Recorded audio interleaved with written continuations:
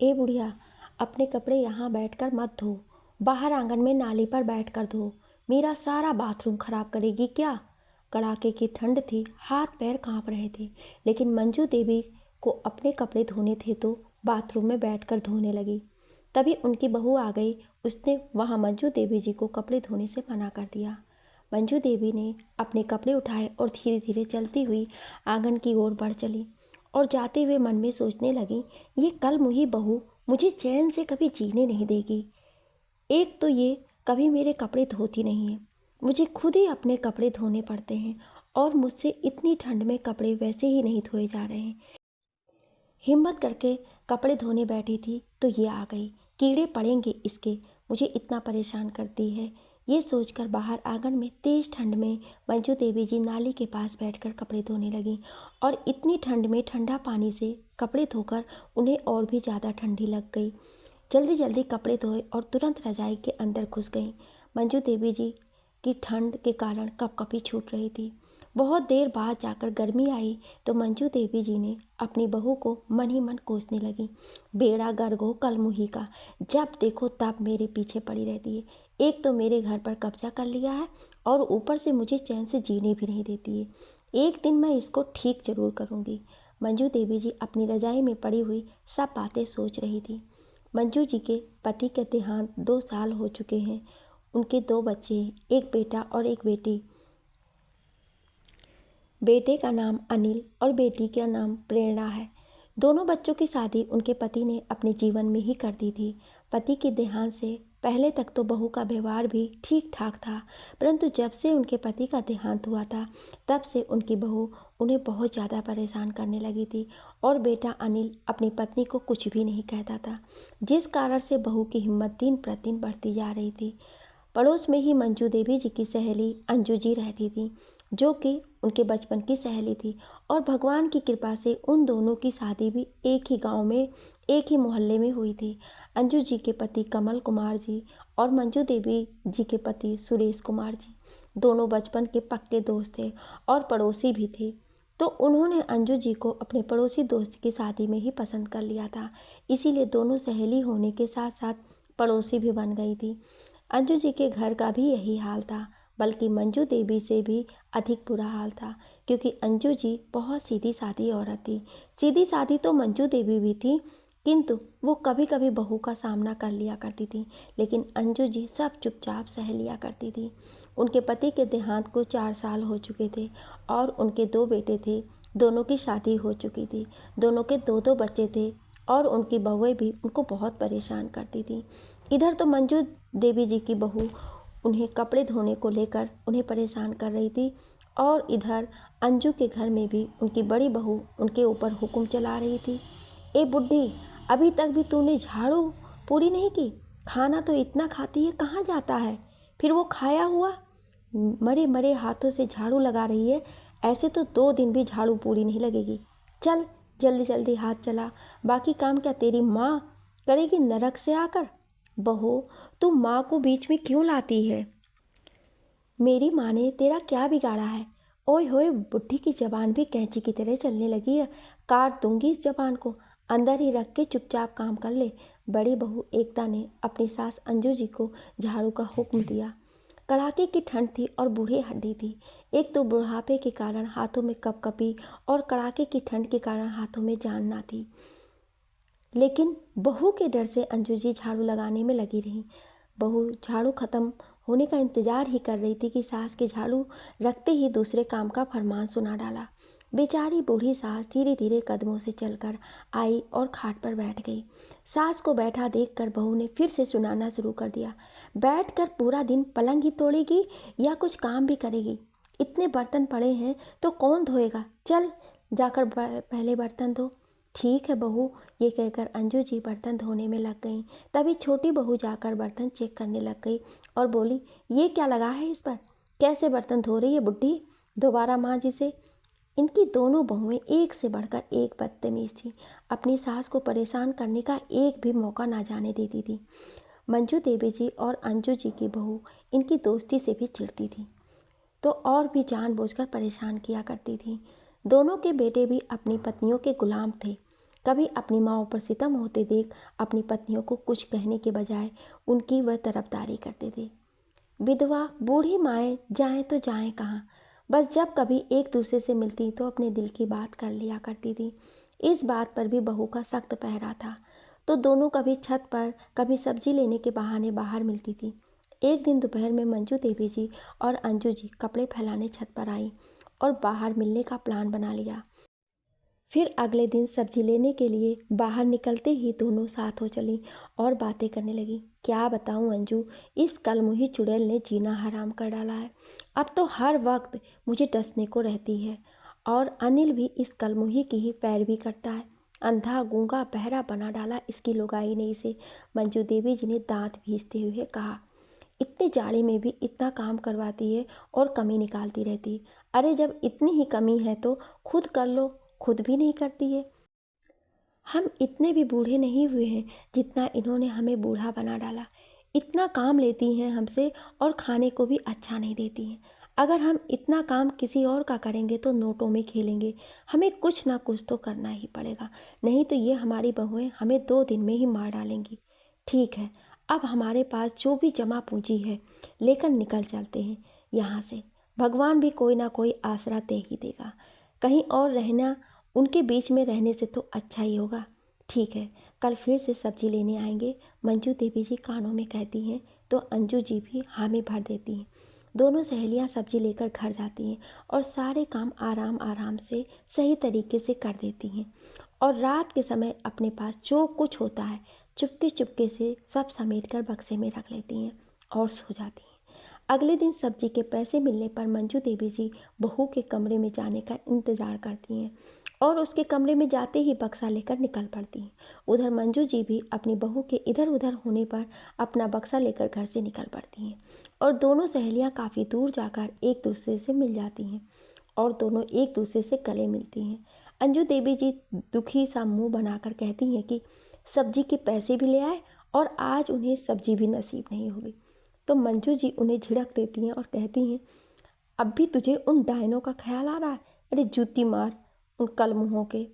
अब हम भी अपना जीवन जिएंगे उनके बगैर। और दोनों चल पड़ती हैं। चलते चलते दोनों गांव से शहर आ पहुंचती हैं। दोनों थक जाती हैं तो एक रोड के साइड में बने चबूतरे पर बैठ जाती हैं। थोड़ी देर सस्ता कर फिर से चलती हैं। जैसे ही चलती हैं सामने एक गाड़ी आती है और दोनों बुजुर्ग सहेलियां गाड़ी के सामने आ जाती हैं।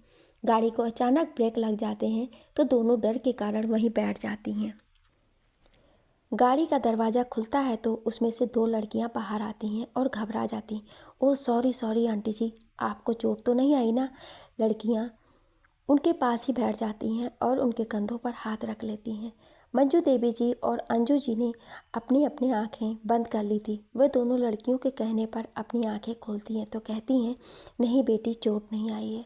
लड़कियां उनसे उनका पता पूछती हैं तो वो दोनों कहती, हमारा कोई पता नहीं है, हम बेघर हैं, बस जहाँ भगवान ले जाएगा चले जाएंगे। नहीं नहीं आंटी जी, हमारे होते हुए बेघर कैसे हो सकती हैं? चलिए उठिए, हमारे साथ चलिए। दोनों लड़कियां उन्हें सहारा देकर उठाती हैं और गाड़ी में बैठा लेती हैं और अपने फ्लैट पर ले जाती हैं और कहती हैं, आंटी जी, मेरा नाम आरती है और इसका नाम सुमन है। हम दोनों दोस्त हैं और हम यहाँ जॉब करते हैं और हम यहाँ फ्लैट में रहते हैं। आज से आप दोनों हम दोनों के साथ रहेंगी। आराम से रहो, खाओ पियो, मौज करो। हम अपनी कंपनी जा रहे हैं। मंजू देवी जी और अंजू जी दोनों बच्चों के सर पर हाथ रखती हैं और फिर वो दोनों लड़कियां ऑफिस के लिए निकल जाती हैं। कितनी प्यारी बच्चियां हैं, भगवान ने इन्हें हमारे लिए भेजा है, अंजू जी मुस्कुराते हुए बोलती हैं।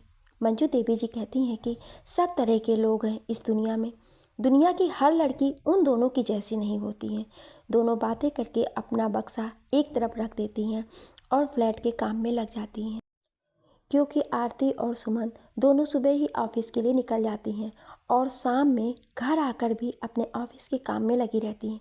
खाना भी अधिकतर बाहर का ही खाती हैं तो ज़्यादा समय नहीं मिल पाता था काम करने का। तो मंजू देवी जी और अंजू जी उस फ्लैट का नक्शा बदल देती हैं और उनके आने से पहले घर में जो होता है उसके हिसाब से वेज बिरयानी और पकौड़ी बना लेती हैं। आरती और सुमन आती हैं तो सोचती हैं कि हम किसी और के फ्लैट में घुस आए हैं क्या, दोनों बुजुर्ग सहेलियाँ कहती नहीं बिटिया, ये तुम्हारा ही फ्लैट है। दोनों की आंखें फटी की फटी रह जाती हैं। वो दोनों फ्लैट को घूर घूर कर देखती हैं। फिर दोनों लड़कियों के सामने खाना परोसती हैं तो दोनों का मुंह खुला का खुला रह जाता है। ये एक दूसरे की तरफ देखती हैं। यार सुमन, कहीं मैं सपने में तो नहीं हूँ ना? नहीं यार आरती, ये सब सच में है। मुझे तू चूटी काट, मुझे भी चूटी काट। आह आउच। और दोनों एक दूसरे को चूटी काटती हैं तो कहती हैं यार आंटी, ये कैसे कर लिया आपने? मंजू देवी जी बोलती हैं बेटा, हमें तो आदत है काम करने की। फिर चारों खाना खाती हैं तो सुमन और आरती खाती रह जाती। वाह क्या टेस्ट है, ऐसा खाना हमने पूरी लाइफ में नहीं खाया। खाते हुए आरती बोली तो सुमन भी बोलती है मैं भी नहीं खाया यार। अंजू जी बोलती हैं बेटा आराम से खाओ। फिर सब खाना खा पी करके पड़ जाती हैं और रात में सब खूब हंसी मजाक करती हैं, फिर सो जाती हैं। सुबह जल्दी उठकर मंजू देवी जी और अंजू जी उन दोनों लड़कियों के लिए नाश्ता तैयार कर देती हैं। नाश्ता करके दोनों ऑफिस चली जाती हैं और दोनों बुजुर्ग सहेलियां घर का सारा काम निपटा देती हैं। कई दिन इसी तरह से बीत जाते हैं। एक दिन आरती और सुमन के ऑफिस जाने के बाद मंजू देवी और अंजू जी दोनों बातें करती हैं कि हम दोनों को भी कुछ करना चाहिए। यहाँ तो जल्दी काम ख़त्म हो जाता है, फिर हम दोनों ऊब जाते हैं। क्यों ना हम भी अपना काम शुरू करते हैं। दोनों कहती हैं कि ठीक है, आज रात हम आरती और सुमन से बात करते हैं। जब दोनों लड़कियां ऑफिस से आती हैं और खाना खा लेती हैं, उसके बाद दोनों बुजुर्ग सहेलियां उन दोनों बच्चियों से बात करती हैं। बेटी, हमने सोचा है हम भी अपना काम शुरू कर देते हैं। सुमन और आरती चौंक कर पूछती हैं कैसा काम?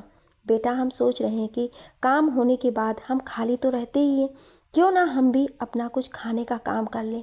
हम तुम्हारे ऊपर भी बोझ नहीं बनना चाहते। आरती और सुमन बोलती हैं कि आप कैसी बातें कर रही हैं आंटी जी, आप बोझ नहीं, हमारा सहारा हैं। हम अकेले थे, हमें आपका साथ मिल गया, हमारे लिए बहुत खुशकिस्मती की बात है। और आपको काम करने की क्या ज़रूरत है, इस उम्र में हम हैं ना।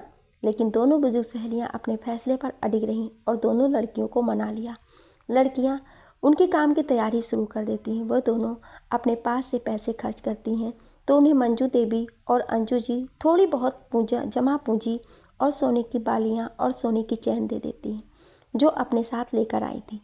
आरती और सुमन उनके स्टाइल का सारा काम पूरा कर देती हैं और फिर दोनों बुजुर्ग सहेलियां वेज बिरयानी और पकोड़े का काम शुरू कर देती हैं। शुरू में मंजू देवी जी और अंजू जी को बुजुर्ग देखकर उनके पास कोई नहीं आता है, लेकिन धीरे धीरे कुछ लोग उनके पास आने लगे और उनके हाथों की बिरयानी और पकोड़े खाने के बाद लोग उन दोनों बुजुर्ग सहेलियों का गुणगान करने लग जाते हैं। देखते देखते उनके पास सैकड़ों लोग आने लगे। धीरे धीरे मंजू देवी और अंजू जी ने अपना कैटरिंग का काम भी शुरू कर दिया। उन्होंने अपने यहाँ काम करने के लिए कई लड़के रख लिए और 2 साल के अंदर अंदर काम ऊंचाइयों को छू गया। इधर मंजू देवी और अंजू जी के घर में इन दोनों के जाने के बाद से ही कोहराम मचा रहने लगा, क्योंकि घर के अधिकतर काम दोनों साथ ही करती थी।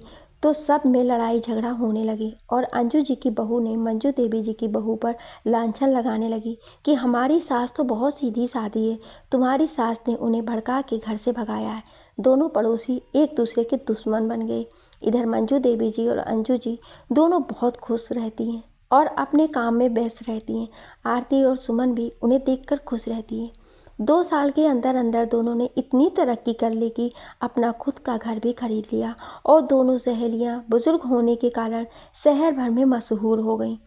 अखबारों खबरों में दोनों की चर्चा आम रहने लगी। जब अंजू जी के घर उनकी छोटी बहू ने अपनी सास की खबर देखी तो आंखें फटी की फटी रह गईं। पहले उसे यकीन नहीं हुआ, फिर उसने अपनी जिठानी को आवाज़ दी। दोनों के होश उड़ गए और बहुत खुश हुई। दौड़ी दौड़ी मंजू देवी जी के घर पहुंची और उनकी बहू को टीवी खोलने को कहा। जल्दी से टीवी खोल तो देखा ये तो हमारी सास है। तीनों बहुएं बड़ी खुश हुईं और आते ही अपने अपने पतियों को सब बता डाला। तो अगले दिन अंजू जी और मंजू देवी दोनों के बेटे और बहुएं अपनी माँ के घर पहुँच गए और घर देखकर सबकी आंखें चार हो गईं। वहाँ दरवाजे के बाहर चौकीदार बैठा था, उसने उन्हें वहीं रोक लिया। तो सब बोले हम उनके बच्चे हैं, वो हमारी माँ है। तभी सुमन और आरती ऑफिस से आई। आरती और सुमन को दोनों बुजुर्ग सहेलियों ने अपना वारिस बना लिया था और किराए के फ्लैट से अपने घर में रख लिया था। वह दोनों उन सबको देखकर हैरान रह जाती कि आज तक तो आंटी जी का कोई नहीं था, अब अचानक से ये कहाँ से कैसे निकल आए।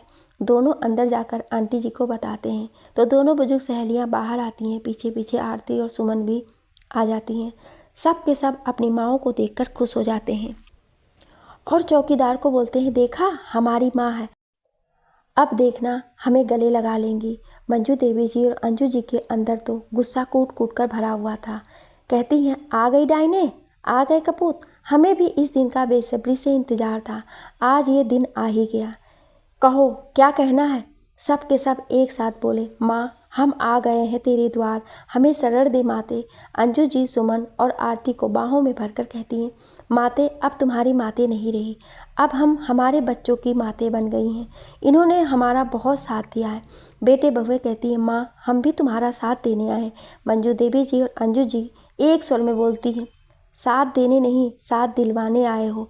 चौकीदार उठाकर बाहर फेंक दो एक एक को। चौकीदार हंसता है और कहता है, लगा लिया माते ने गले, चलो फूटो यहाँ से।